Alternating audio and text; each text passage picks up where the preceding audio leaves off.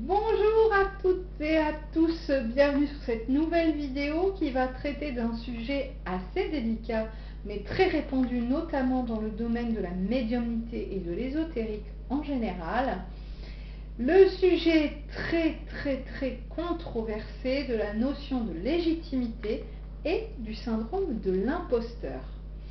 J'ai donc pour cela récupéré de très nombreuses questions posées sur mon groupe de coaching, puisque cette semaine nous échangeons, donc on est début juin, autour de cette notion de légitimité. C'est une thématique qui avait déjà été traitée sur ce groupe de coaching l'an dernier. Il s'adresse forcément un petit peu plus particulièrement aux personnes qui prodiguent des soins, font des tirages d'oracle, propose des séances de contact défunt, de voyance, entre autres, mais finalement il s'adresse un petit peu à tout le monde parce que cette notion de légitimité, de où est-ce qu'on la tire, j'ai envie même de dire de où est-ce qu'on la traîne, depuis quand, presque depuis toujours, et donc les questions qui m'ont été posées, qui vont donc servir de trame à cet échange questions-réponses autour de cette thématique, vont bien évidemment le révéler. Alors, j'ai plein de questions qui se sont mises en place, moi, depuis la découverte de ma médiumnité, donc ça fait maintenant 8 ans. Mais j'ai aussi récupéré plein de questions depuis 8 ans d'autres personnes qui sont sur leur chemin d'éveil et qui effectivement se posent tout un tas de questions autour de pourquoi moi, pourquoi est-ce que j'entends des voix, pourquoi, qu'est-ce que j'ai de si particulier. On me traite d'allumé, d'illuminé, comment puis-je réagir, et plein d'autres questions que j'ai donc listées. Effectivement, c'est pas exhaustif, hein. On pourrait encore en parler très longtemps, mais je vais essayer de répondre au mieux à l'heure d'aujourd'hui avec mes réponses, avec mes valeurs et surtout avec mon cœur, pour que chacun d'entre vous puisse y trouver, si ce n'est des réponses, au moins peut-être une petite lumière pour éclairer son propre chemin. Alors, la première question, et là je me la suis posée aussi, c'est pourquoi moi? Pourquoi est-ce qu'on me demande à moi, à un moment donné, d'entendre et de voir des défunts, de donner des messages, de canaliser des messages de guide? Mais je suis qui, moi, pour prétendre à ça? Alors déjà, je vais vous répondre avec ce que je sais aujourd'hui, parce que je ne vous aurais pas répondu de la même manière il y a 8 ans. De ce que j'en ai compris, effectivement, pourquoi moi? Parce que je l'ai choisi. En fait, on ne nous a pas indiqué, bon, ça arrive, hein, mais je vais dire de manière générale, c'est notre âme qui choisit avant notre incarnation le chemin qu'elle a envie de parcourir, le travail qu'elle a à faire. Je ne parle pas de travail métier, hein, je parle de voilà, tout ce qu'on a à travailler, les notions voilà, qu'on va avoir envie de faire évoluer. Et effectivement, j'avais fait ce choix très clairement, avant mon incarnation, d'accompagner les personnes en deuil, d'accompagner les personnes sur leur chemin d'éveil, d'accompagner les parents dans leur préparation à la naissance, à la spiritualité de pré-incarnation. J'avais choisi de partager par des conférences, des ouvrages, des vidéos, entre autres, par divers supports, mes connaissances autour du monde de l'invisible et de la spiritualité. C'était un choix qui s'est révélé à moi effectivement un peu tardivement, entre guillemets, contrairement à ceux qui sont médiums depuis tout petit, depuis l'adolescence, etc. Même si j'ai quelques bribes, effectivement, où je me dis, ah oui, ça c'était déjà de la médiumnité, depuis gamine en fait, mais ça n'était pas clairement dévoilé à cette époque-là. Donc le pourquoi moi, déjà, vous pouvez le rayer de votre liste, c'est votre choix. Voilà. Et du coup, je vais répondre au pourquoi pas moi, parce qu'il y a des gens qui me disent, j'essaye désespérément, mais j'y arrive pas. Ben ouais, mais c'est parce que vous l'avez pas choisi, enfin, c'est pas votre chemin d'incarnation, donc peut-être que vous aurez des petits flashs comme ça de temps en temps. Ok, parce qu'on on a tous cette capacité. Je vais y venir à cette question. D'ailleurs, je vais les barrer au fur et à mesure pour pas m'emmêler les pinceaux. Est-ce un don ou est-ce des capacités? C'est une capacité. Il n'y a pas de don de Dieu. Il faut arrêter avec ça. On a tous ce don de Dieu. Donc il n'y a pas de personnes qu'on pourrait appeler élues, voilà, pour la médiumnité. Il faut arrêter avec ça. Moi je trouve ça un manque d'humilité totale.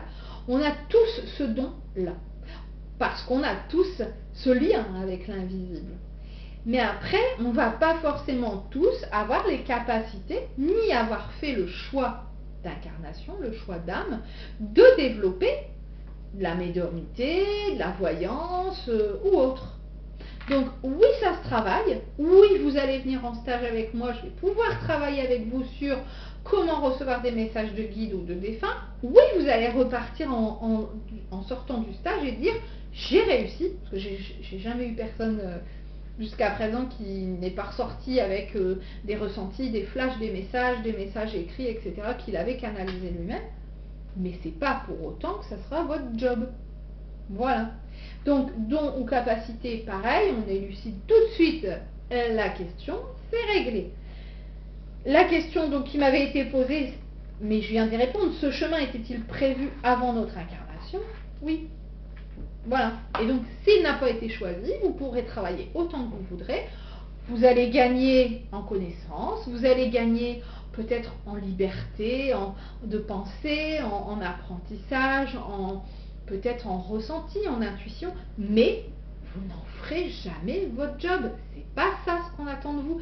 C'est pas ce que votre âme attend de cette incarnation. Donc, voilà. Question élucidée. Je passe aux autres questions. J'ai plusieurs personnes qui m'ont dit, mais quand même, on a ce sentiment, on a cette impression des fois de passer pour une allumée, un illuminé. Comment vivre avec ça? Déjà, j'ai envie de vous dire, si vous n'avez pas envie de passer pour ça, n'en faites pas le sujet principal de vos conversations. Il y a plein d'autres choses à raconter et à vivre dans une vie terrestre. Je suis médium depuis des années, c'est mon boulot, plus que temps plein. Je passe pas mes week-ends à raconter ça à ma famille et à mes proches. Je vois mes amis, on discute de plein de choses. J'ai des gamins, on a une voiture, on a une maison, on a des vacances, voilà, enfin, je veux dire, il y a plein de sujets de conversation. Autres que la médiumnité, la spiritualité. Je sais pas, c'est comme si, voilà, c'est parce que c'est mon boulot, mais c'est comme si, je sais pas, vous êtes infirmière et vous parlez que de vos patients et de l'hôpital dès que vous voyez quelqu'un. C'est lassant. Donc la spiritualité, c'est pareil. Après, effectivement, vous pouvez tomber sur des gens qui sont passionnés par ça et puis vous allez échanger, et ça c'est super, c'est riche, c'est intéressant. C'est comme si vous êtes passionné de puzzle et vous allez tomber sur un passionné de puzzle, vous allez parler de ça peut-être pendant un moment, parce que c'est votre passion, ok? Mais pour pas passer pour un illuminé ou pour un allumé, évitez au maximum de ne parler que de ça. Restez ancré. J'ai fait une vidéo récente sur ça, sur l'ancrage et je sais plus, enfin bref, ancrage et recentrage, un juste équilibre, je crois que c'est ça le titre. C'est hyper important. Donc effectivement, avec certaines personnes, vous aurez beau ne pas en parler beaucoup, le moindre mot prononcé à ce sujet, vous passerez pour une illuminée ou pour un taré. Je suis honnête, faut être clair. Et ça, ça n'est pas de votre responsabilité. Vous n'avez pas à prendre pour vous les pensées des autres, le jugement de l'autre. Donc si vous avez besoin de vous en protéger, si c'est quelque chose qui peut vous toucher profondément, effectivement, mettez-vous un peu en retrait, ne gardez pas seulement la casquette médium, futur tarologue ou praticien énergéticien. Vous avez plein d'autres casquettes dans votre vie, la casquette de papa, la casquette de maman, la casquette de sœur, de frère, de mari, de femme, de collègue, voilà. Donc, utilisez toutes vos casquettes et ne vous centrez pas uniquement sur ça, parce que le risque, c'est après d'être effectivement perché.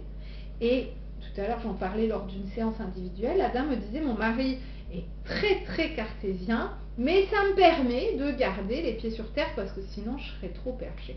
Et ben voilà, là c'est un petit peu le même fonctionnement. Alors effectivement, qu'est-ce qui vient nous blesser là lorsqu'on nous traite directement ou indirectement d'illuminés? On va venir blesser l'ego, on va venir blesser notre mental, et c'est pas forcément la réalité. Il faut aussi savoir que tout ça, ça va venir rappeler un passé collectif antérieur lié à la sorcellerie, lié au bûcher et aux autres tortures qui ont pu être vraiment quelque chose d'ancré dans nos mémoires cellulaires, entre autres, mais dans notre mémoire collective consciente et inconsciente, et qui va toujours nous bloquer. Je vais en reparler à un autre moment parce qu'il y avait une question où je me disais, c'est vraiment en lien avec ça. Depuis des centaines, voire des milliers d'années, on vient bloquer, notamment en Occident, parce que dans d'autres pays, c'est pas comme ça du tout. Hein. Attention, hein, on est aussi très très lié au christianisme et, excusez-moi, sans jugement aucun, mais à ces ravages, parce qu'il y a eu quand même une période très marquée justement à la chasse aux sorcières, à l'Inquisition, où il y a vraiment eu là, même, il faut être honnête, enfin, des abus très très prononcés. On est marqué par ça, ici en Occident et ici en France. Donc, c'est quelque chose dont on a souvenir et qui va inconsciemment, eh bien, comment dire, orienter nos actes, mais surtout nos pensées. J'y reviendrai après. Parce que voilà, une autre question qui m'avait été posée, c'est pourquoi ce sentiment de devoir cacher qui on est? Bah pour ça. Parce qu'avant, si on ne se cachait pas, et qu'on avait une tache, parce que les taches de naissance étaient considérées comme une marque du diable, hein, les personnes rousses aussi, alors bon, bah, vous ne pouvez pas vraiment le cacher, hein, bon, puis plein d'autres, je ne vais pas revenir sur ça, j'en ai déjà parlé dans d'autres vidéos, mais bon, plein d'autres signes. Si on ne se cachait pas, on finissait écartelé, subbuché, bref, torturé. Donc, inconsciemment ou pas, que vous ayez été dans une vie antérieure sorcier, sorcière, ou brûlé, alors que vous ne l'étiez pas d'ailleurs, hein, on garde cette peur. Et de manière inconsciente, dans ce qu'on appelle l'inconscient collectif, on garde cette peur, mais on garde aussi cette haine. C'est-à-dire que pour ceux qui vont être un petit peu attirés par la spiritualité, par l'ésotérique, par la médiumnité, par les soins énergétiques, eux, ils vont être plus dans la peur de se dire qu'est-ce qu'on va penser de moi? Est-ce que moi non plus, je ne vais pas finir en bûcher? C'est symbolique, hein, là forcément, heureusement, il n'y a plus de bûcher, mais c'est un peu ça quand même, quoi. Ce sont des flammes symboliques qui sont manifestées par des mots, et parfois, effectivement, les mots peuvent être tellement blessants qu'ils vont venir nous consumer de l'intérieur.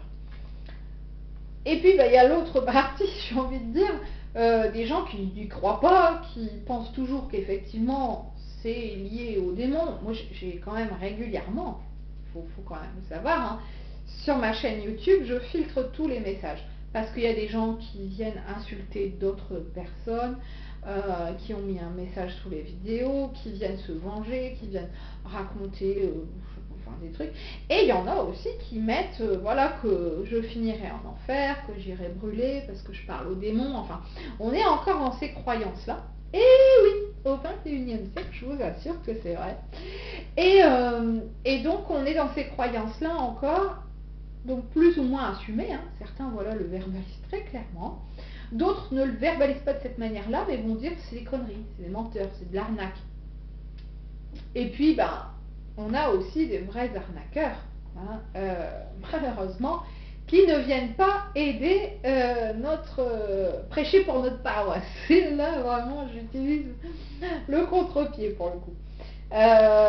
Donc, c'est clair que dans ce contexte-là, qui est en train d'évoluer, hein, et ça c'est fort appréciable, mais dans ce contexte-là, et puis il faut aussi rappeler la science, qui s'est développée énormément le siècle dernier, hein, au moment du XXe siècle, et qui est venue imposer des idées, des façons de penser.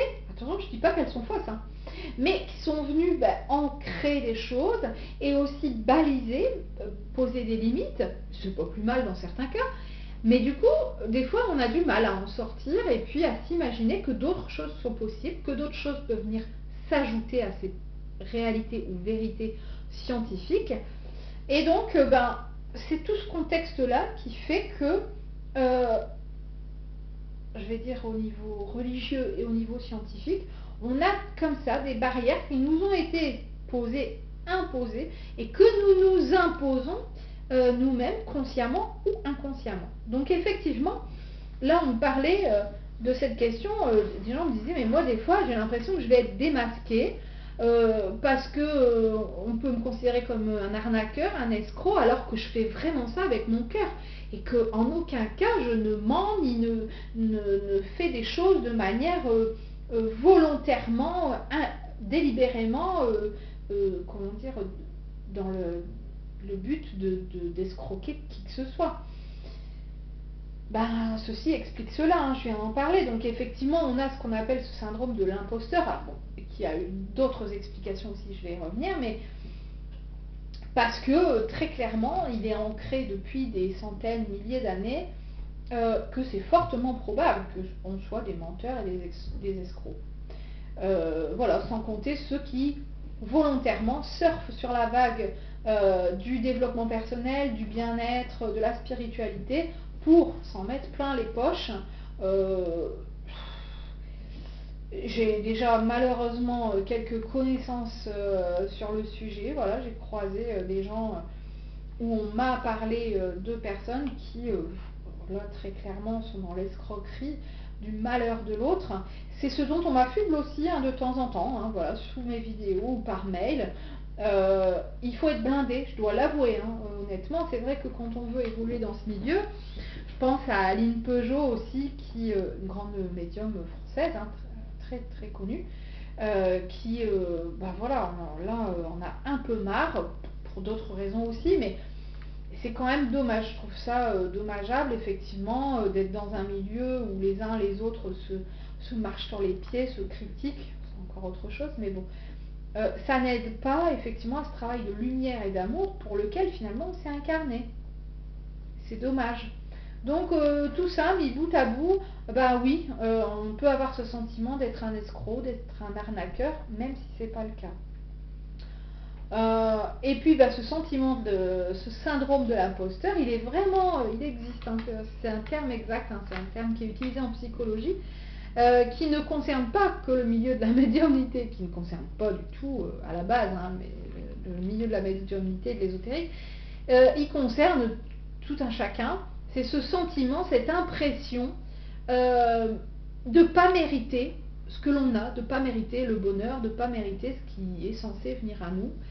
Et donc, c'est un peu la même chose là dans ce milieu-là, c'est mais qui je suis pour avoir le droit de recevoir ces informations, pour avoir le droit de les diffuser et pour avoir le droit de me faire payer pour ces séances-là. On va y revenir aussi à ça. Et j'en viens à cette question qui m'a été posée, mais est-ce que c'est pas un petit peu présomptueux de se dire, attends, je viens d'avoir un message de Métatron, hein, qui est donc un archange. J'ai eu un message de Raphaël, j'ai eu un message de Padre Pio, j'ai un message de Jésus. Non mais, allô, quoi, tu te prends pour qui? Pourtant c'est vrai. Pourtant on est tous absolument capacité de canaliser des messages de guides, de défunts, mais aussi de saints, d'archanges, de maîtres ascensionnés. Et il n'y a absolument aucune honte à avoir à ça. Effectivement, c'est un risque à prendre si vous commencez à le partager, parce que là, on peut soit être jaloux, soit dire, non mais alors là, perché, illuminé, on est au top du top. Effectivement, et pourtant, c'est grâce à tous ces partages de gens qui osent dire, j'ai canalisé Métatron, j'ai reçu un message de l'ange Gabriel, de l'archange Gabriel. C'est grâce à toutes ces personnes qui font des soins aussi. Moi, je pense à Raphaël, je travaille énormément avec Raphaël lors de mes soins. C'est grâce à toutes ces personnes qui osent qu'on va avancer. Alors que si on reste bloqué en se disant « Ah ouais, mais attends, j'ai dû me tromper, c'est pas possible, pour qui je me prends ?» Du coup, on est à nouveau dans notre mental, dans notre ego, dans nos peurs, et on se bloque, et du coup, on bloque, entre guillemets, l'humanité. Bon, je vais retirer même les guillemets. Parce que, effectivement, tout ce que l'on va rayonner, rayonne aussi sur le monde. Alors, la question qu'on m'a posée après, alors à ce moment-là, est-ce qu'on n'irait pas plutôt se diriger uniquement vers des personnes éveillées? Entre guillemets, comme ça, on est tranquille, on sait avec qui on parle, on sait de quoi on parle, et tout va bien. Ben non. Quel intérêt? Quel intérêt? C'est important, c'est hyper important de partager avec des personnes qui effectivement ont les mêmes convictions, les mêmes valeurs, les mêmes façons de penser. C'est important parce que ça va nous permettre nous aussi d'évoluer, parce qu'en leur présence et avec leur connaissance, on va faire que les nôtres vont être de plus en plus étayés.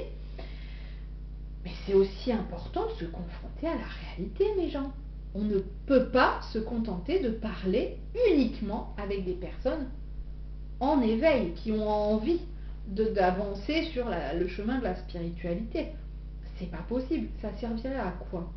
Bon, d'une, ça nous servirait de plus en plus perché, mais l'objectif, si on vous a incarné, enfin, si on vous a demandé de vous incarner, si vous avez fait ce choix, ou si on vous a demandé de travailler en tant que tarologue, numérologue, médium, praticien Lao-Chi ou que sais-je, c'est pour aider les autres, c'est pour accompagner l'autre, je vais dire dans sa globalité, et pas seulement les personnes qui, comme vous, ont une certaine sensibilité.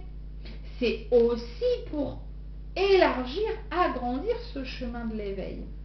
Donc non, il ne faut pas s'enfermer, parce que là, ce serait vraiment un enfermement, en échangeant qu'avec des personnes dites éveillées. J'aime pas ce terme-là, j'aime bien dire en éveil, parce qu'on est tous un peu sur le chemin de l'éveil finalement, hein, mais à différents niveaux, à différents stades, chacun son rythme. Mais voilà, je pense que c'est le but, c'est de partager avec le plus grand nombre. Par contre, effectivement, j'ai beaucoup de retours sur mon groupe de coaching où les gens me disent « Oh waouh, ça fait du bien » parce que c'est un groupe qui est fermé. C'est-à-dire que on n'y rentre pas comme on veut, d'une part, et puis on partage dans la bienveillance et, entre guillemets, personne d'autre que ceux qui sont sur le groupe ne peuvent voir les vidéos, lire les messages, etc. Donc les gens sont en confiance, ils savent qu'ils peuvent échanger librement parce que parfois, effectivement, dans leur famille, bah, c'est pas tout à fait... Alors des fois, c'est même pas connu du tout, et puis des fois, c'est pas bien vu. Donc pouvoir en parler avec d'autres personnes, ça reste important. Mais il ne faut pas que ça soit enfermant. Voilà. Alors, j'avais eu encore d'autres questions, hein. Justement, comment oser dire je suis médium, je suis thérapeute, Reiki, etc. J'ai envie de dire, c'est pas la question d'oser le dire aux autres, je pense que c'est la question d'oser le dire à soi-même. Moi, j'ai mis un moment, effectivement, moi aussi, j'ai mis plusieurs années avant de dire je suis médium. Parce qu'il fallait que je l'accepte. Il fallait que j'accepte ce chemin d'âme, ce choix de vie, ce choix d'incarnation. Et tant qu'on ne l'a pas accepté et intégré pleinement, comment voulez-vous oser le dire aux autres? Quand on est complètement à l'aise avec ça, moi je le suis aujourd'hui, les gens me disent « Tiens, tu fais quoi dans la vie ?» Des fois des gens que je ne connais pas, hein, je suis médium. Et je le dis, mais absolument sans aucune gêne maintenant. Hein. Maintenant. C'est pas si ancien que ça. Hein. Il y a des gens qui vont ne pas répondre et on sent bien que ça les gêne. Il y a des gens qui vont avoir le courage de me dire ah moi j'y crois pas du tout. Et moi je dis moi non plus j'y croyais pas. C'est pas un problème, ça ne me gêne pas. Je pense que c'est une force aussi, hein, le fait que j'ai été médium à 30 ans.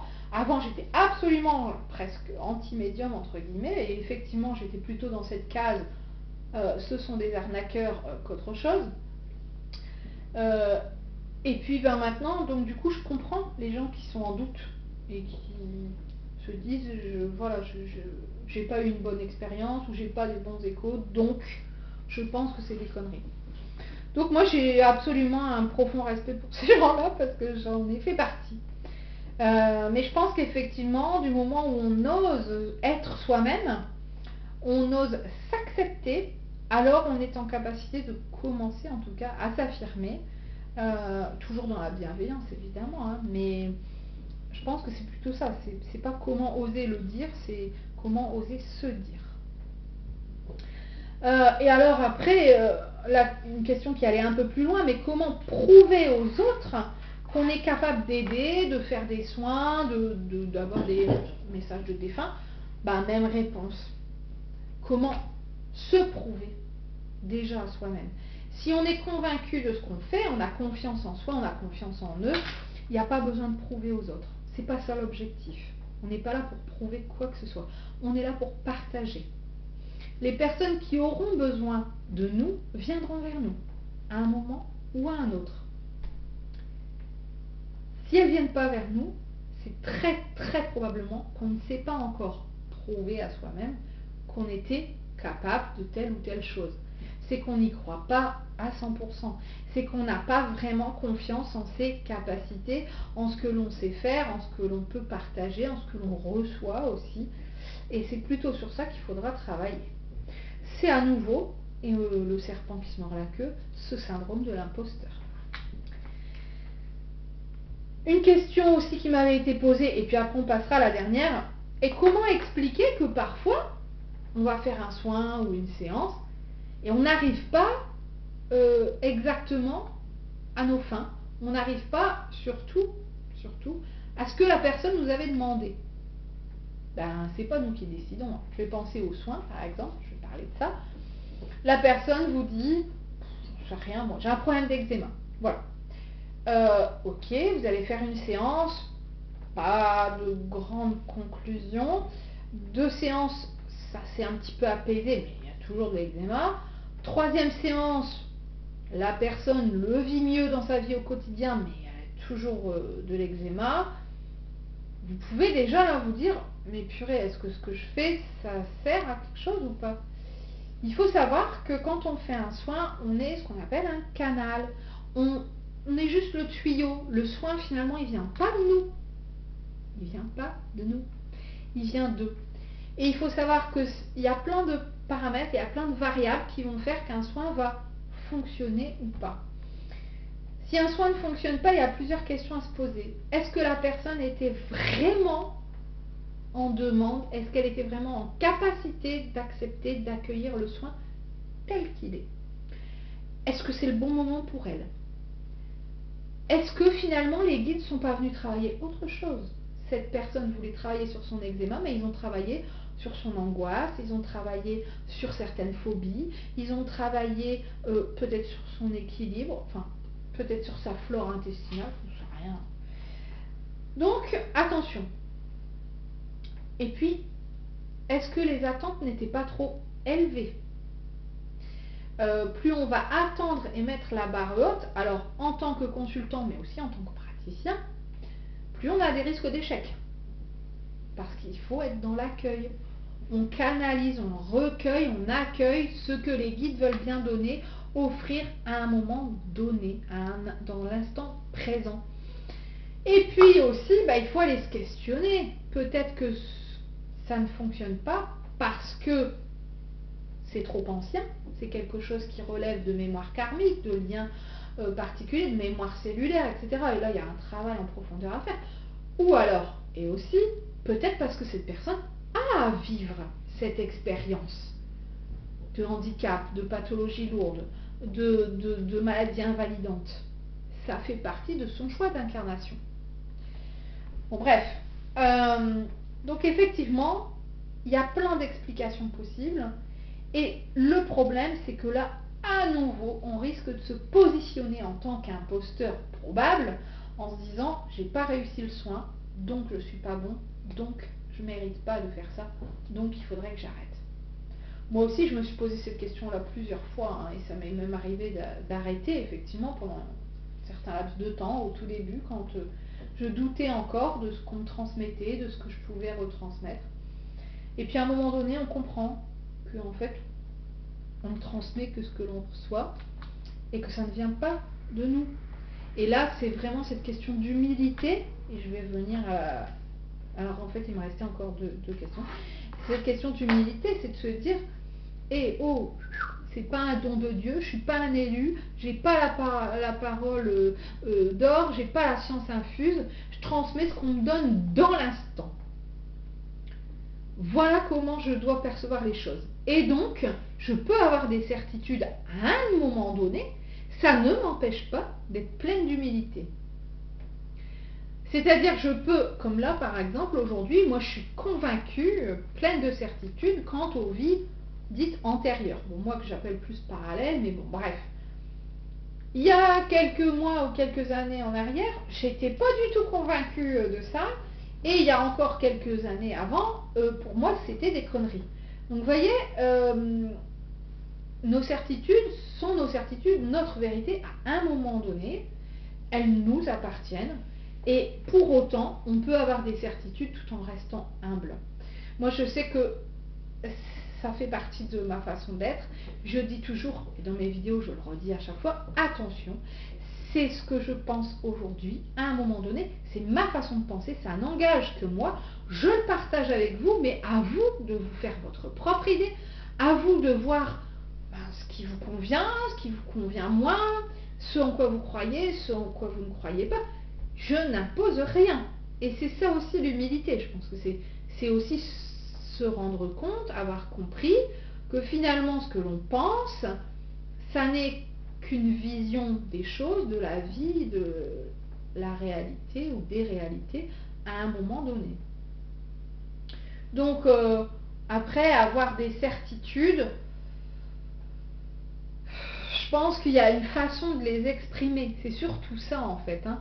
Je pense à une autre médium qui effectivement a des certitudes. Je ne reviens pas sur ça, hein. Voilà, je ne juge pas du tout. Par contre, c'est vrai que la façon qu'a cette personne de les partager est peut-être pas la plus judicieuse. Elle l'écrit comme ça, hein, de toute façon sur son site. Ça n'existe pas. Ça, oublié. Ça, c'est comme ça et pas autrement.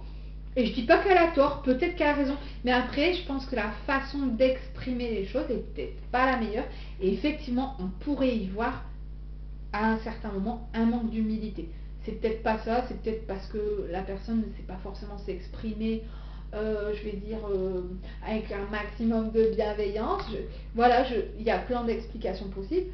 Mais effectivement, attention à ce qu'on renvoie. Donc si on est soi-même dans l'humilité, on peut transmettre nos propres certitudes en disant voilà, c'est ce que je sais, c'est ce que j'ai compris, c'est ce que je vois à un moment donné. À vous de voir, ça n'engage que moi, à vous de voir si on partage ou pas les mêmes idées.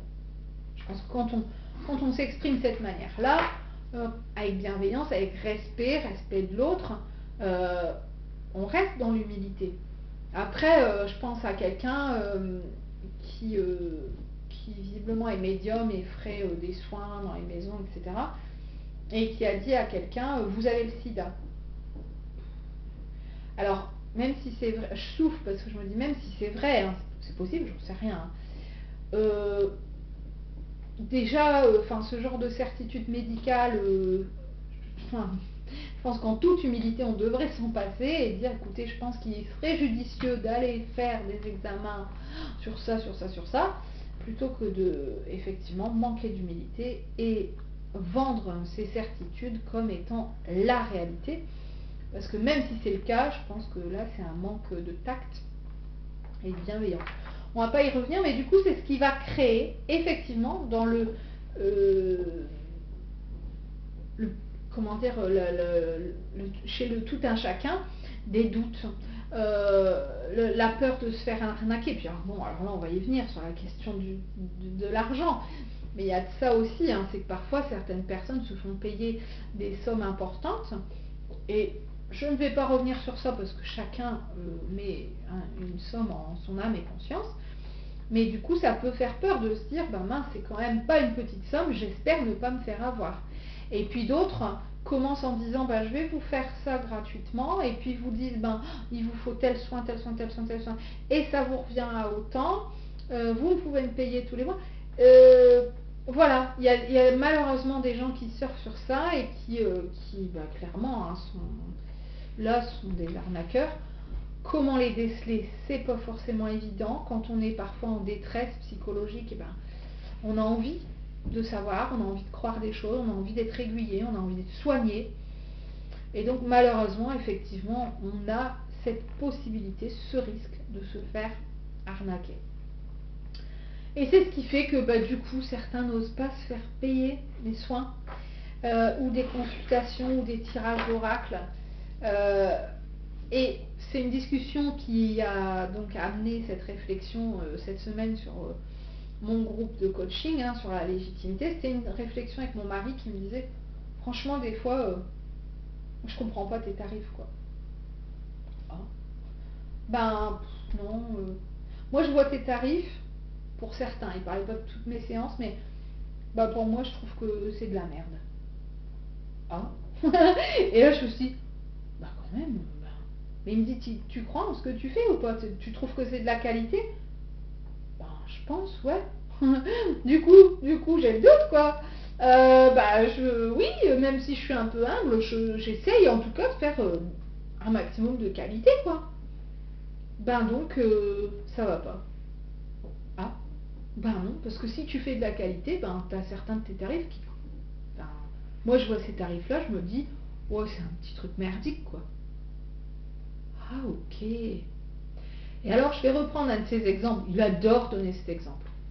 Vous allez chez Darty ou Boulanger, pour ne pas les citer, acheter un nouveau frigo. Et puis, une nouvelle machine à laver. Ouais, je vais garder la machine à laver, c'est bien ça. Vous achetez une nouvelle machine à laver, la vôtre est en panne, elle vous a lâché. Bon. Il y en a une à 250 €, ok, bon. Et puis, il y en a une à 699 €. Quelle est la plus performante? C'est la 700. Pourquoi? Elle doit avoir plus d'options, elle doit être mieux quand même. Je pense que c'est de la meilleure qualité. Pas forcément. J'ai d'ailleurs eu la preuve par le vendeur d'électroménager qui m'avait bien expliqué pour mon sèche-linge à l'époque qu'il valait mieux mettre le plus bas, le prix le plus bas, parce qu'effectivement c'était juste une histoire de marque et que parfois c'était la même usine. Vous savez, comme par exemple le lait ou les gâteaux qui sont les mêmes mais qui n'ont pas le même emballage et donc pas le même prix. Et là c'est un peu le même fonctionnement. Donc celui qui va mettre des tirages gratuits ou des tirages à 5 €, moi notamment, va peut-être être considéré comme, peut-être, je dis pas forcément systématiquement, mais quelqu'un peut-être d'un peu bidon, ou pas sérieux, ou qui fait des trucs à la va-vite, ou qui néglige peut-être son travail, ou qui est débutant. Et puis celui qui va mettre une consultation à 100 €, vous allez peut-être vous dire, peut-être, ah ouais, là ça doit être sérieux, parce que quand même, c'est qu'il juge que son travail vaut 100 €. Ouais. En fait, c'est comme ça que ça fonctionne un petit peu. Je dis pas de manière générale parce qu'effectivement, il y en a qui vont par exemple proposer une prestation finalement assez simple pour plusieurs dizaines, voire une centaine d'euros. Et vous risquez peut-être d'être déçu. Et puis des fois, vous allez aller voir quelqu'un, un magnétiseur qui va vous dire moi je travaille gratuitement ou sur don. Et puis vous allez avoir un super travail de qualité. Donc ça, j'ai envie de vous dire que c'est vraiment hyper relatif. Et la question qu'on m'a posée, c'est alors, est-ce qu'on doit se faire payer ou pas? Bon, moi j'ai pu revenir sur cette question, oui. Alors pas forcément avec de l'argent. Et ce qu'il faut en fait, c'est pas forcément se faire payer, c'est qu'il faut qu'il y ait un échange. Donc il faut qu'il y ait un échange d'énergie, donc ça peut être cette énergie d'argent, donc on va venir payer une prestation. Et puis il y a des gens qui vont dire, bah, moi je fais des soins chez moi, mais je ne demande pas d'argent, je demande à ce que les gens ramènent quelque chose qui leur tienne à cœur, qui leur fasse plaisir. Alors ils vont ramener un cadeau, bon, j'entends taper, mais je ne peux pas répondre, alors la personne attendra. Ils vont ramener un cadeau, ils vont offrir quelque chose qui leur tient à cœur, ils vont ramener une tarte, etc. Chacun fonctionne de manière différente. Mais effectivement, pour pouvoir maintenir cet équilibre, il va falloir qu'il y ait un échange. Donc, moi qui ai travaillé pendant très longtemps, de manière gratuite, pendant au moins 1 an et demi, j'ai compris par la suite que c'était pas juste, dans le sens c'était pas équilibré. Et donc il était nécessaire pour moi, mais aussi pour l'autre. Bon, moi j'ai fait ce choix de fixer un tarif. Parfois je fais des choses gratuites, parfois je fais des choses sur don. J'essaie justement à l'heure d'aujourd'hui de mixer un petit peu pour qu'un maximum de personnes puissent avoir accès finalement, alors vous voyez, à toutes mes vidéos qui sont gratuites par exemple, mais aussi à certains soins parfois que je fais gratuitement, à certains tirages d'oracle. Puis des fois je fais sur don, les gens donnent ce qu'ils veulent. Et puis des fois, j'ai des fois, mais la plupart du temps, j'ai mes séances qui sont avec un tarif fixe. C'est variable, c'est ma façon de fonctionner. Mais dans tous les cas, effectivement, il faut qu'il y ait cet échange, cet équilibre, pour que les choses puissent être justes. Je donne et j'accueille. C'est hyper important. Donc, à la question, doit-on se faire payer? Je crois que vous aurez compris ma réponse. Après, c'est combien? Et là, un ami m'a posé la question, combien tu te fais payer? Comment tu fixes tes tarifs? Parce que lui, il avait besoin de rééquilibrer les siens, il débute, il ne sait pas trop comment fixer ses tarifs, est-ce que c'est juste ou pas. Et je lui ai dit, écoute, moi j'aime bien fonctionner avec mes guides. Et je sais qu'il y a un moment donné, il m'avait demandé d'augmenter un tarif en particulier. Je trouvais ça trop élevé. Pendant presque 1 an, je leur ai refusé. Je dis non, non et non. Et à un moment donné, j'ai dit, bon, s'ils me l'ont indiqué, c'est qu'il y a une raison. Donc j'ai fini par passer effectivement à cette augmentation. Et je pense que ça, c'est encore une question différente, cette notion d'argent, cette notion de, voilà, est-ce que c'est trop cher, pas assez cher? Quel est le regard de l'autre sur ma prestation par rapport au tarif que je lui étiquette, que je colle à cette prestation?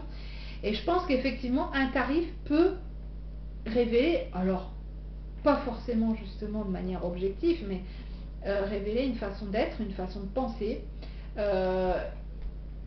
Et du coup, alors, bon, bah, moi je mets des tirages à 5 € que mon mari trouve absolument pas assez cher.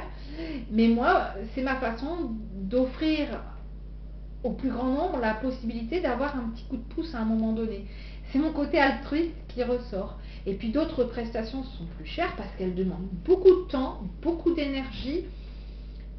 Là encore, à ses yeux et aux miens maintenant, parce que je commence à prendre conscience, c'est peut-être pas encore assez par rapport à tout ce qu'il y a derrière, parce qu'on ne se rend pas forcément compte, hein, mais voilà, c'est ma façon d'être. Je suis comme ça hein, depuis toujours. Je suis dans l'altruisme, je suis dans le don de soi, etc. Donc j'essaye que ce soit équilibré, que ce soit juste entre la personne qui donne, la personne qui reçoit.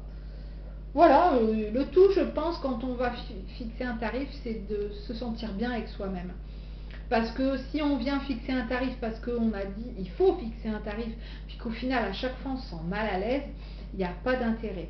Moi je me souviens avoir conseillé à une amie qui était mal à l'aise avec ça, je lui ai dit écoute, tu veux pas te fixer de tarif, je peux le comprendre, parce que tu as du mal à jauger ton travail, ok. Alors à ce moment-là, laisse les gens en juger. Et laisse-les te donner. Toutes les prestations sont payantes, mais c'est sur don. Et effectivement, quand j'ai commencé ça, elle me disait oui, mais tu te rends compte, à ce moment-là, il y en a, ils vont donner 5 € alors que la prestation, elle aurait dû peut-être coûter 20 ou 30. C'est possible. Mais il y a aussi des gens qui, à l'inverse, vont donner un peu plus que ce que nous on aurait imaginé, et ça va venir équilibrer. Je me suis rendu compte de ça quand je fais les soins, et j'adore ça parce que du coup j'ai des personnes parfois qui n'ont vraiment pas les moyens et qui ont besoin de ce soin et qui vont venir s'inscrire en faisant un don qui pourrait paraître minime à certains. D'ailleurs, certains mettent sur don avec un minimum de. Moi, je m'interdis de faire ça, en tout cas la plupart du temps. Enfin, je ne l'ai jamais fait jusqu'à présent, mais bon, peut-être que ça viendra. Mais je dis chacun, voilà, l'univers sait faire son travail. Et effectivement, parfois j'ai fait des soins où je me suis dit, bon, ben là, j'ai passé énormément de temps, j'ai donné beaucoup d'énergie, puis finalement, les dons n'étaient pas très très conséquents. Et puis d'autres soins où des gens ont mis, je vais dire n'importe quoi, 50 euros, quand d'autres en ont mis 5. Ben, ça vient équilibrer. Et puis ben voilà, c'est aussi un lien entre les humains. Moi j'aime bien ça, je trouve que c'est celui qui a donné 50 parce qu'il peut, et ben il vient aider celui qui a donné que 5. Et c'est moi qu'on vient aider finalement là-dedans, à continuer à faire des soins, à continuer à avoir envie de donner de mon temps, de mon énergie, etc. Et voilà, il faut trouver en fait son juste équilibre pour se sentir toujours dans cette dynamique de don, parce que c'est beaucoup ça hein, dans la médiumnité, c'est le don de soi, le don de temps, le don d'énergie, mais aussi il faut savoir accueillir. Donc la notion d'argent, c'est aussi apprendre à accueillir. On apprend aussi à accueillir les compliments, on apprend aussi à accueillir la gratitude, les remerciements.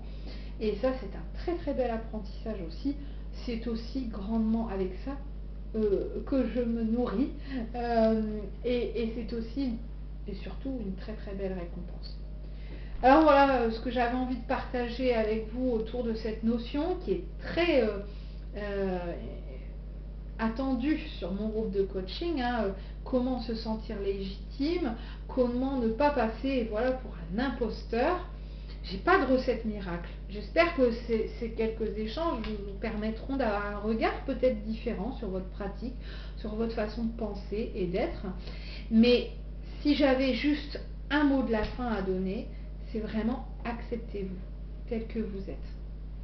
Et faites l'honneur à votre âme de s'incarner pleinement et réellement. Je vous embrasse tous très fort. Merci à nouveau pour cette possibilité que vous m'offrez d'échanger autour d'un sujet aussi intéressant que celui-ci. À très bientôt. Prenez soin de vous.